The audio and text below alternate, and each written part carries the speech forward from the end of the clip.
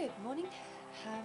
It is a Sunday morning, so we've just done the morning rounds and there's not a lot of work to do today because it's Sunday, so we are off to Spoon Club. Sally first mentioned this in her email about Spoon Club and I was like, what is that? Basically, out of wood you whittle, carve different spoons, spatulas, little tools and things that you can practically use.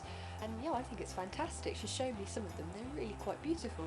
And she says the guy likes traditional methods, so he doesn't use an awful lot of power tools. It's all hand carved, you go with the grain of the wood, so it's a bit more quirky. And yeah, but I've actually been using some of her stuff. I'd already been using some of the items Sally made at Spoon Club, such as this tiny salt spoon and the butter knife that we used every morning at breakfast. Looking forward to it, although it's supposed to be really cold, which is why I'm very much wrapped up. It's kind of a grim day today. It hasn't rained yet, but it looks like it might do any second, and Spoon Club is outside underneath the canvas. So yeah, might get a bit wet, but a bit cold, but that's okay because I'm wearing 3 pairs of socks, 3 coats, a hat, gloves, all sorts. And at the moment I'm having my lap warmed by a very lovely cat. Tootsie, say hello.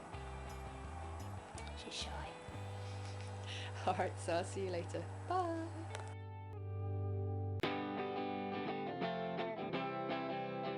Toonsy was one of the more ordinary pets on Sally's farm. That morning I met one that was a little more unusual.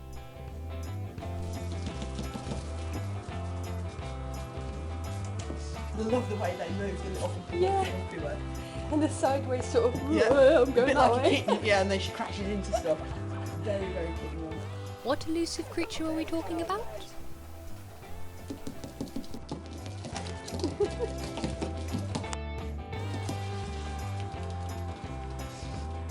Unfortunately, once we'd let this ferret out of her cage, she was in no real hurry to get back in again.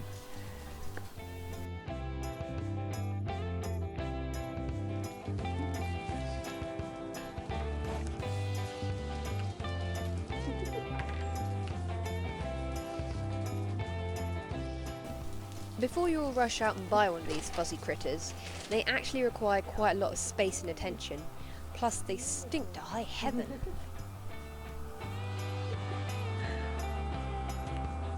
Then it was off to Spoon Club, which was, as advertised, wet.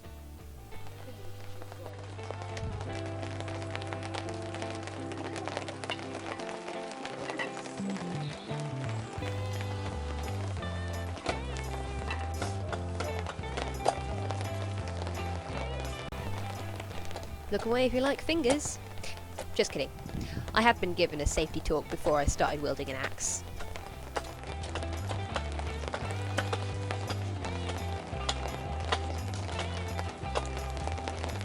Spoon Club was made up of around 7 local people, nearly all over 60.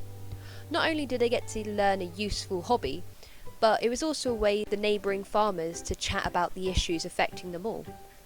That day's topic was 50 Shades of Grey. It's really hard to resist the urge to cut your own ears off when a bunch of 60-plus-year-olds start to discuss in detail some of the scenes in 50 Shades of Grey, and someone's just handed you an axe.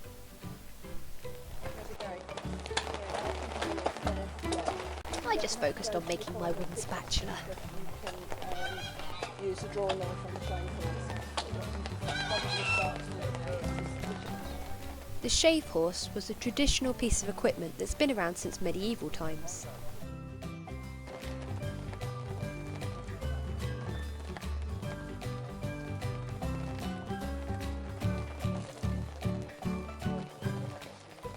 Most of the club members were displaying real skill, and despite the rain and talk about erotica, I found I was actually really enjoying myself.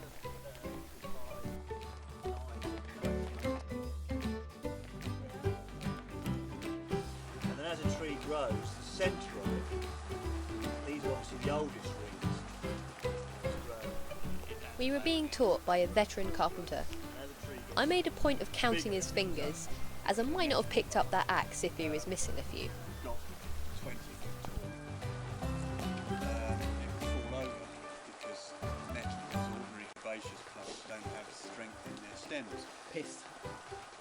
Pithy. They're too pithy. And this is very sappy. I want a caveman club. This is how they say to do it, like this, you know. I've never... Hey! That's amazing, man. And then you've got thin arms.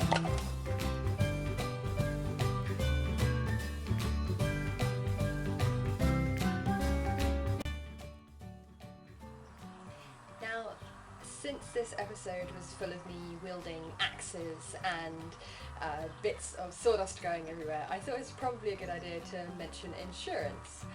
I actually was able to use my own British insurance for this one, so I didn't need to buy additional travel insurance. However, if you are planning on woofing or indeed going anywhere travelling, it is a good idea to look at insurance. There are different types of travel insurance out there. It's a good idea to have insurance, just in case whilst you're abroad you fall down a manhole or find yourself dangling off the edge of a cliff. And there's always those pesky bear attacks. One that is out there that is specifically designed as a response to projects like woofing and volunteering abroad, OV Europa. OV Europa has 3 different types of insurance plans, some of which cover accidents, death, disability, medical expenses, and your personal belongings whilst travelling.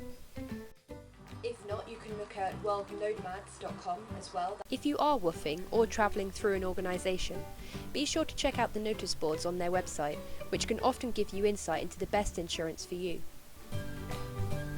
Woof.net also has a frequently asked questions section with some advice about insurance, or you could take to the Woof forums, where you can chat to people who have been there and done that for direct advice.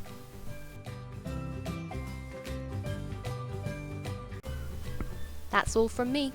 See you in the world. Bye!